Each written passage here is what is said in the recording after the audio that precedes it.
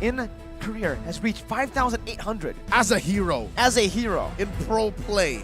Wow. 5,800. Is that the right number, 5,800? Yeah. All right, that's a lot of Matrix games. That is a lot of Patriots games. But Natalia as a pick definitely was not something that I expected coming out today from Team HAQ. But it makes a lot of sense, right? Because, okay, if your healer is going to give our jungler a hard time, why don't I do the exact same? You know, by picking on Natalia and getting vision and just completely mess around in your jungle. Yeah, the only real nombo I'm seeing from HAQ is they picked the Natalia into the Hilda, who can play, in this case, woman-to-woman defense.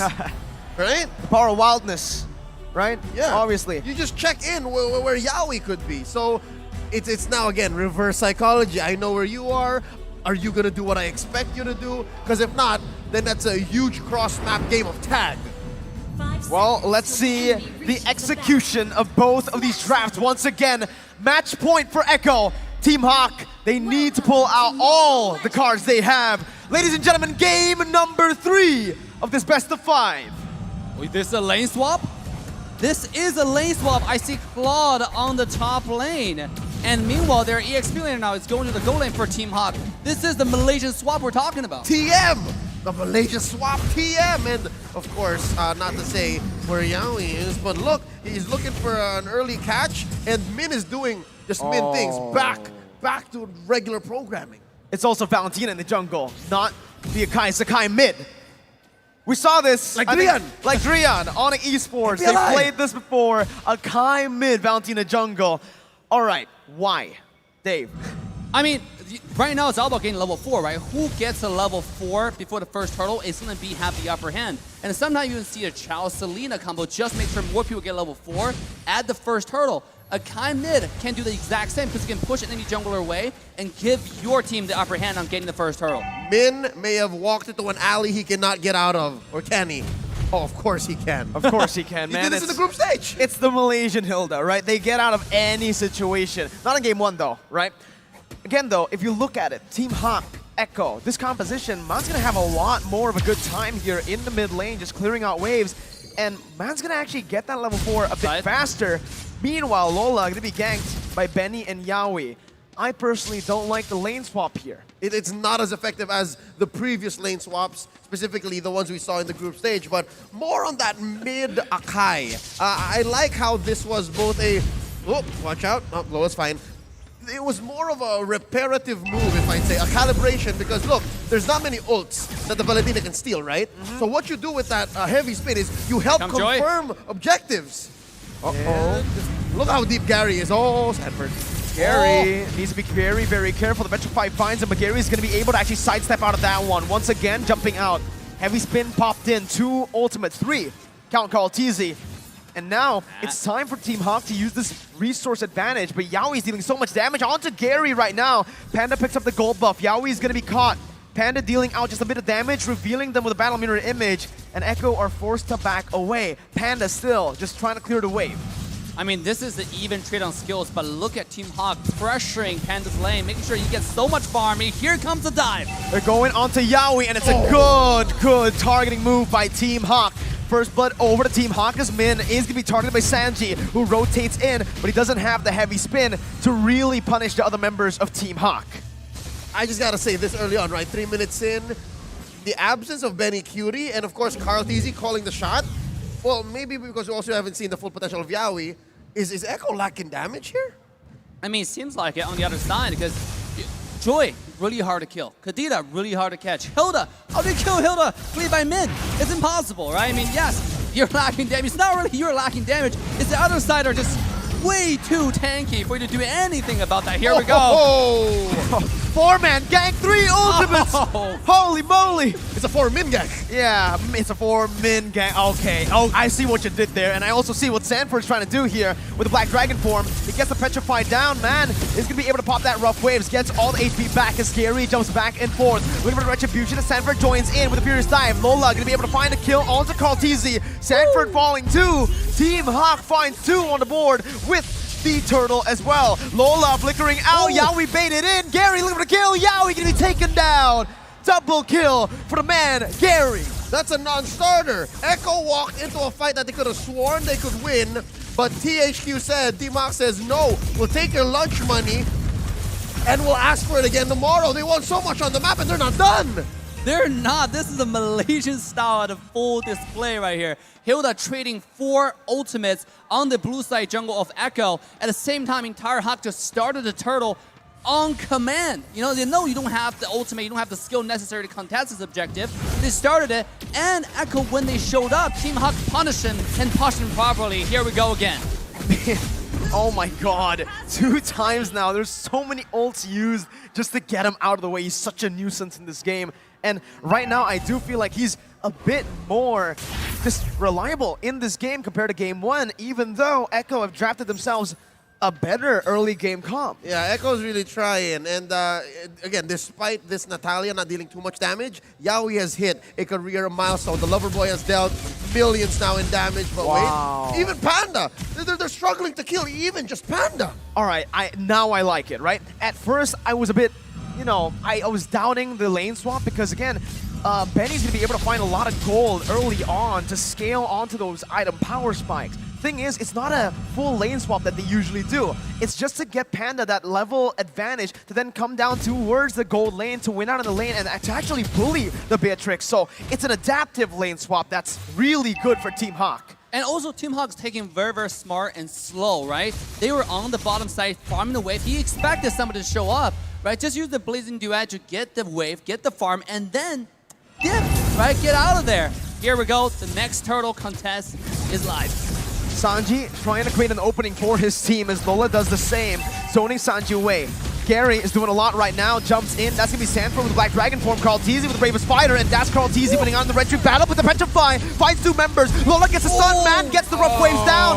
Man's looking for more. Sanford's going to be stunned up as Yaoi jumps in onto the mid lane. Sanji flickering out, hits the wall. Gary looking for it. Finds the killing spree, and the mid lane turret falls. It's a trade, but Lola in that gold lane now is still going to be able to survive. Meanwhile, Min chasing Yaoi down will mean that Team HAQ will have all they can say on the mid lane tier 1. That's a turtle for Echo, but they suffered so many losses. I can tell that Benny Cutie also had some hard decisions to make, and it ended up not killing or not dealing damage to anybody. Yeah, and now look at Yaoi getting vision. It's more of a mental game right now on both sides, right? Who's going to outsmart each other? Because both sides, like, they don't have a set strategy, full-on engage. It's like one at a time. You really have to play careful. Look, Panda shoved the lane and dip, but Yaoi's on the chase. Oh, and he finds the kill.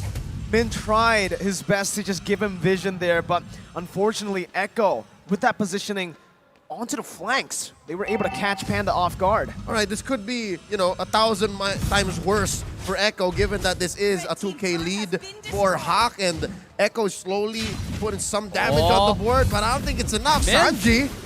Oh, no wall to pin Min down there. Nope. Yeah. Starter, still. Oh, here we go, though. The damage. They've all used it onto Min. Yaoi's chasing him down as Sanji is going to be able to actually disengage. Yaoi finds the assassination, but that's going to be Man finding the Petrify. Carl Teasy taken low. Lola jumping with the Bravest Fighter, and that's going to be Man actually baited in. Benny finds the kill with the Wesker, a weapon we haven't seen in a long time. Lola getting knocked up. That's the damage coming through. Benny with the Renner is absolutely massive as that's going to be Panda terrified. Gary jumping into the back line right now. He's almost finding the kill. Benny swaps back into Wesker. Yaoi jumping with the silence on that Natalia. Not dealing enough damage to take Panda down. Team HAQ, last game, they were rushing it a little bit, and this game, they're doing the exact same thing. They were finding the dive they should not have, and you can see Yaoi is playing the smart game, the brain game, right? She's getting the vision on the blue side jungle of Team HAQ, and once he realized where Panda was, he found a kill onto Panda, and then he found a kill onto Min. It is one at a time, very strategic move coming out from Yaoi. I mean, say what you will about the whole roamer getting all the kills situation, but you gotta do what you gotta do to help Echo bounce back, right? And shut down who you need to shut down for Team HAQ. And they're making pushes, and look, here's a heavy spin out. Yo, Echo knows that they're still out of their breath. HAQ is gonna get this clean. It's a good execution here in terms of how to control the neutral objective by Team HAQ, but it's also a very good response by Echo. They, like you said, they know that they cannot take this fight. They will lose straight out on the 5v5. So they instead rotate Yaoi over to pick up a trade. It's not a worth it trade, but that's what they can get right now. But look at Benny's farm, though. He's getting there, right? He's about to build a corrosion size into the golden staff. Once you get those items, Hilda's not going to survive very quickly. He already finished the core damage items. Make sure all the skill is going to do damage no matter who it comes. And now it's about shredding the tanks. But here comes the defense. I mean, this Benny, can he hold the Lord? I think it's going to be pretty easy with the SMG. We'll see, right? With the Bennett, it's even faster. So he uses the ultimate, but Team HAQ are still going to be able to use a second wave and even just a cannon wave from the previous minion. Tier 2, number 1 taken down in the top side. Mid lane going to be taken down too as the bottom lane too. This is just very good micro from Team HAQ to control this side as man jumps in, finds the pick on the Sanford.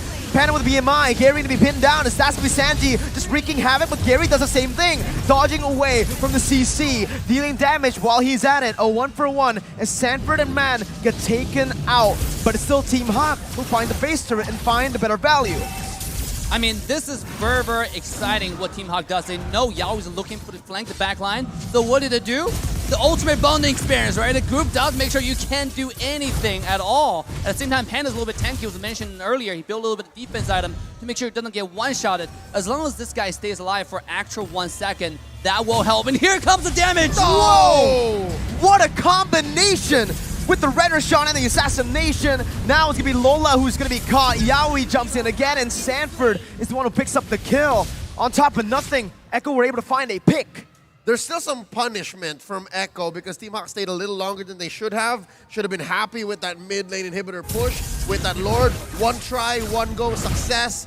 But they stayed, and I think the vision that the lover boy, Yaoi, provided was super instrumental to get this done. Now, talking about the Echo situation, heavy spin away, I gotta say, they can't win on conventional terms. They always have to win team fights because their lineup almost has 0 wave management. Like, they have to win fights. Oh, here, oh, man! Oh, I thought Beatrix's Renner was nerfed. Look at the damage he did to Man. What? It's an 11-minute, almost 3-core item Beatrix. True. That's what it does. Oh my god, that's a lot of damage, right? It just feels like the old Beatrix there with the Renner shot. Yeah, it has what now? A Roar and Bladed Spear, right? Yes. It's almost everything you need. The Malefic Roar plus Bladed Spear, that's going to be a lot of damage. Plus, Man is going full damage, right? Like this guy, the good thing about it, even though he took a lot of damage, he can recover with the passive really quickly. You know, so he's back to full HP again, and this time, HAQ, I think if they want to win this game, they have to just play careful. Every time they play sloppy, they get punished really heavily. And here we go. They're going for the Lord. The very, very steady gameplay coming out from Team HAQ. This might just be what they needed to win the game. Red Tree comes in. Lola jumps in with the bravest fighter now. Again, zoning Echo away. And Echo just did not have anything to respond to that Lord play. It's another Lord, but unfortunately for Team HAQ, it's not the enhanced Lord just yet. Yep, they killed the Lord a little too quick. But then again, a free objective, we'll take it. Enhance their minions, force a push. And again, I think the reasons why they did that is because Echo, as mentioned earlier, has really bad wave clear. So force the issue. Keep going. Look at Yaoi, just on the side. He's trying to camp, but again, the UV is too strong, right? I mean, like the ultimate bonding experience on the top side now. They're going to get a free tower. At this point, the Lord wave is more valuable than the Lord itself. You know, they're pushing the tower for free. More than just for free, they pick up a kill as well, and it's Sanji who falls on the Akai pick in the mid lane. Now let's talk a little bit about that, right? It was a risky move by Echo to go for the Akai in mid and instead flex the Valentina over in the jungle. What do you think they have to do now with this composition? I mean, at this point, it's really have to capitalize on more misplay or the sloppiness from HAQ. Because this is a HAQ's game to lose at this point. Thinking about 3,000 go to head. Here comes Sanford getting the petrified down onto Man. Now still getting back to HP. Yaoi absolutely assassinates the mid laner, but Panda shuts him down. That's some more gold onto Panda that you do not want on him for Echo. Right now, with the loss of your roamer that can flank and give you vision, Team HAQ will be able to actually siege that base turret down. Panda jumps back to his BMI, and Team HAQ are just playing it disciplinedly. From worst to bad to not so bad to just no base turrets left, the situation for Echo has to have some rubber band, and I just can't put my finger on it. You were asking about if the mid Akai was a little too risky. If I remember correctly, that MPLI mid Akai on Drian was a snowball lineup. I don't see any snowball from Echo right here, right now, 14 minutes in. Yeah, absolutely. It's a reverse snowball, actually. You know, with all the vision coming out from Hilda. Natalia, even though he's trying to do the best he can from Yaoi's perspective. But the team is just not able to follow up with damage because you have a Hilda on their entire team's face, absolutely unkillable. So it's, again, at this point, you can see the Team HAQ is being very disciplined, sinking the wave, actually not pushing the wave at all, just slowly but surely making sure the wave is pushed down to their side so Echo doesn't find any farm, maintain their goal lead, and wait for the next war. But here comes the punishment from Yaoi. That's a lot of damage, my dude. And Yaoi just deleted, man. No one's going to be able to find him, too, right now. Wow. That's the lover boy for you. That's the lover boy. And it's going to hit critical mass, exactly what this Natalia can do at this point in the game, approaching 15 minutes. Absolutely. It's at this point, Echo's win condition is either HAQ's mistake or Yaoi finding the flank. And speaking of flank, here it comes again. Uh-oh, man, popping a sprint, gonna be actually pinned down, but the damage isn't enough just yet. Gary leaving to collapse, Benny flickering forward, finding the kill, but using his resource. Now, it's an all-out fight from everywhere. Benny still in the bush, dealing a lot of damage. Gary gonna be melted down, but in the back line, look at Carl Teasy, who's gonna be taken down. Panda with the mid-nature, and the blazing duet outplays Sanford. Picking up a nice kill for Gary. Yaoi gets the minion, the creep. And that is a mistake you do not want to see because Team HAQ run wild on Echo. Sanji losing immortality. Lola and Gary dealing damage enough to pick up the unstoppable. The minion waves are still coming down. Can Team HAQ end? It's just Benny. It's just Benny. It's about 10, 12 seconds before anyone else from Echo comes back. Could this be the beginning of a reverse sweep? Benny once again trying to stun, but it is going to be Mon who deletes him off. Team HAQ, they were pushed to the edge, but they have come back. It's 2-1. Team HAQ have done it.